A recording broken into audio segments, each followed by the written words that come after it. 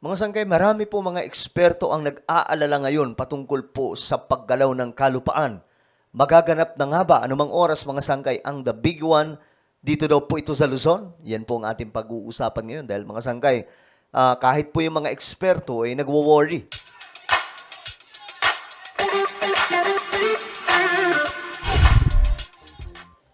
So nagiging usap-usapan ito ngayon mga sangkay dahil nga po sa nangyari doon sa Myanmar, Thailand. Talagang, ewan ko, ilan na po yung bilang mga sangkay ng mga pumanaw dahil nga po sa nangyaring paggalaw ng kalupaan. Lindol. Ngayon, mga sangkay, ang isa sa may malaking issue pagdating dyan ay ang Pilipinas. Na sinasabi nga po na dito daw po sa NCR, malala ang mangyayari mga sangkay dahil ang fault line, ang tinatawag na West Valley Fault, hinog na daw mga sangkay. At ang nakakapagtaka, simula po nung, tagal na, year 2002, I think, mga sangkay, na pag-uusapan na po ito. Hanggang ngayon, sinasabing hinog na nila, sinasabi ng mga eksperto, hinog na daw po ito, pero hanggang ngayon, hindi pa rin po nangyayari. So, bakit kaya mga sangkay? At ngayon, usap-usapan na naman, dahil nga po sa nangyari doon sa Myanmar. Pag-usapan po natin ito, pero bago tayo magtuloy-tuloy, guys, pakisubscribe po muna yung ating YouTube channel. Road to 2 million subscribers. Paparating na rin po tayo sa 1.5 million subscribers. So kung gusto nyo mapabilang sa dumaraming mga solid sangkay, ang gawin nyo lamang po ay click nyo po yung subscribe, i-click ang bell, at i-click nyo po yung all na makikita po sa baba ng video na to. Sa mga nanonood naman po sa Facebook, i-follow nyo po yung ating Facebook page. Ngayon, ito mga sangkay. Shoutout ka pala sa lahat ng mga solid sangkay. Mag-comment po kayo sa ibaba ng hashtag solid sangkay kasama po ang inyong mga lugar. Okay. Mahigit 33,000. Ewan ko kung tama itong mga nila. May sinasabi 50,000. May sinasabi namang 80,000, 100,000. Yung mga tao daw pong talagang mapapabagsak mga sangkay. At sa kabilang buhay, sa Metro Manila kapag nangyari daw po itong sinasabing the big one. Medyo nakakakilabot, no? Kasi dito pa naman mga sangkay, ang problema po sa mga building natin, hindi po yan sumunod sa tinatawag na ito mga sangkay. Pagpapatayo, code sa pagpapatayo mga sangkay ng mga kabahayan o mga gusali. So, ngayon, pagka nangyari daw po yung mga pagyanig mga sangkay na malala, baka ang mangyari, marami daw po ang paano mga sangkay. Aabot sa 33,000 na tao daw mga sangkay. Yan building code. Yun. Ito po yung mga sangkay.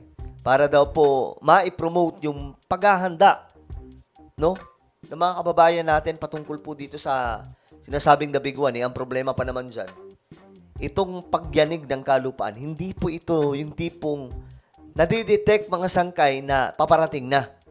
Kusa po itong biglaan, surprise, mga sangkay, nangyayari na lamang. Hindi po katulad sa mga bagyo. Samantala, nasa 1,700 na po ang nasawi sa magnitude 7.7 na lindol na yumanig sa Myanmar nitong Biyernes. Grabe, no? Ang dami. Dito Ano ba yan, ha? Mga sangkay, hindi pa po yan yung pinakabilang. Pataas po yan ng pataas. Nang naaalala ko sa Turkey, umabot po sa 50,000 mahigit. Diyos mo yung marimar, hindi pa po kasama dyan yung mga nawawala. sa Pilipinas, posible rin magkaroon ng ganyang kalakas o mas matindi pang mga lindol base sa mga pag-aaral. Ang mga dapat tandaan at paghandaan ay sa PBOX sa unang balita ni Bob Gonzales. Ngayon, napag-uusapan na naman ito.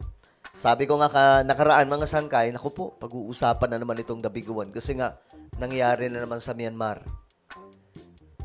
Nakakatakot dito kasi marami po sa mga pinatayong gusali hindi sumunod sa tinatawag na building code. Pagpapatayo po ng gusali mga sangkay, wala pong sinusundan. Sa ibang bansa, yung mga building po nila doon, mayroon na po silang ginagamit na technology para po malagyan po yung pundasyon. No? Advance po kasi ang technology doon para po, halimbawa, aalog mga sangkay, yung lupa, sasabay na lamang po yung building sa pagyanig. Paano kung tumama sa Pilipinas ang The Big One? Ito yung magnitude 7.2 earthquake sa West Valley Fault na maaaring tumama sa Metro Manila at mga kalapit na probinsya. Ayon sa FIVOX, tinatayang aabot sa 50,000 ang mamamatay kung magkataon. Oh, 50,000. Oh. Ba't dito nakalagay? Mahigit 33. It's 50,000.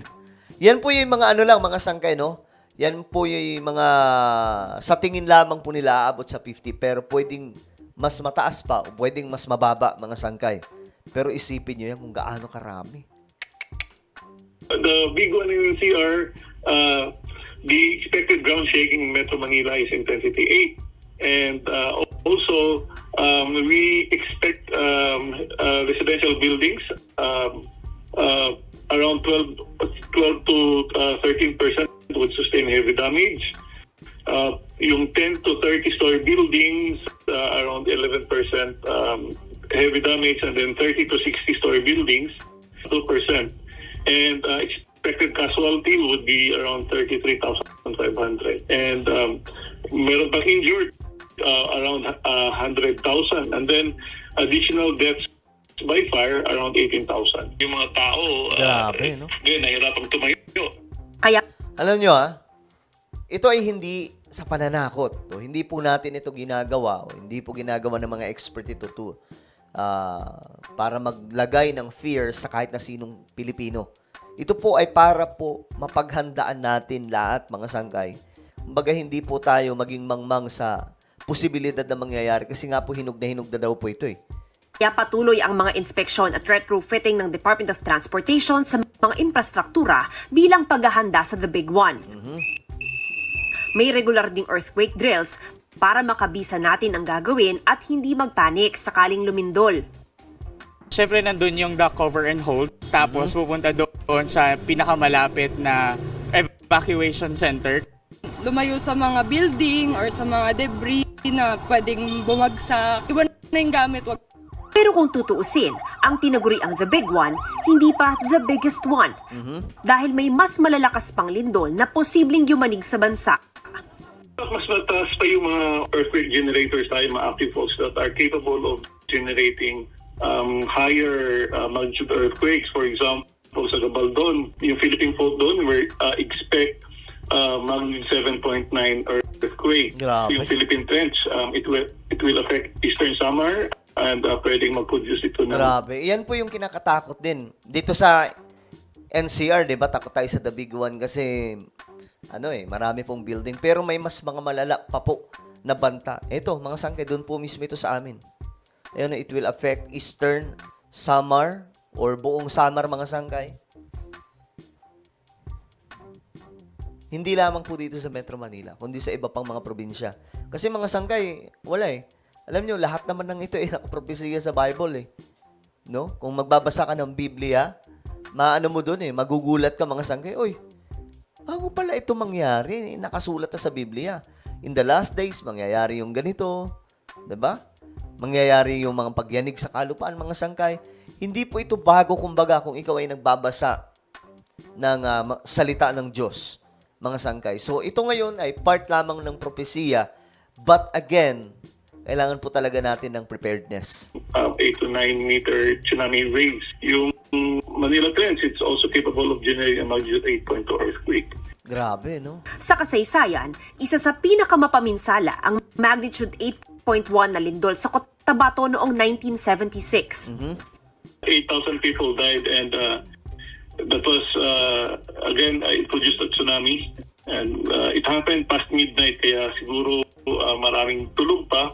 And 5 minutes lang dumating yung tsunami wave. So, hindi kaagad nakatakas yung mga or evacuate yung mga kababayan natin. Para naman sa mga nasa baybaying dagat, drop, shake, and roar ang dapat alalahanin. If you can feel shaking na hindi ka na makatayo, and then if you discover na there is or if you can notice na may sudden drop of sea level, and may roaring sound or dumagundong na boses coming from the sea, then you have to evacuate immediately to a higher place kasi pwedeng magka-tsunami. Sa huli, kailangan laging handa, lalo na ang mga bahay at gusaling ipinapatayo natin. Yung lindol naman po ay hindi yan nakakamatay. It's the collapse of human-built structures such as buildings, walls, bridges that may claim lives. Again, so we really have to make sure that we follow the building code. Earthquakes are random events and they cannot be predicted. So again, i-reiterate ko lang, the best course of action is always preparedness. Ito ang unang balita. Okay, so ayan mga sangkay. Pero isa sa pinakamatindi talaga na sandata natin ay prayer. Pag-pray po natin yung bansa natin na ilayo tayo sa ganitong klaseng kalamidad.